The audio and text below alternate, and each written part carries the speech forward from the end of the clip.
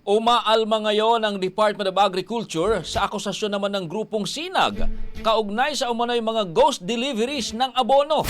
Mismong kalihim ng DA ang nagsabing walang katotohanan ang aligasyon. Ang detalye sa report ni Brigada Jigo Custodio, ibrigada mo!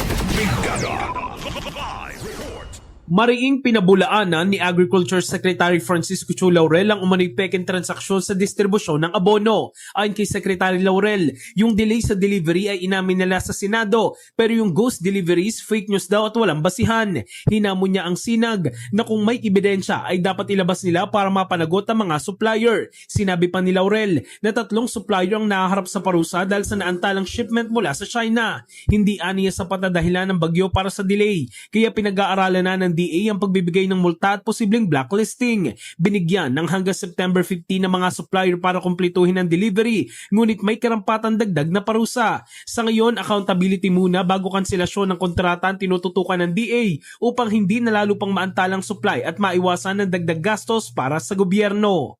In the heart of changing lives, ako si Brigada Jigo Custodio ng 105.1 Brigada News of Manila, the Music and News Authority.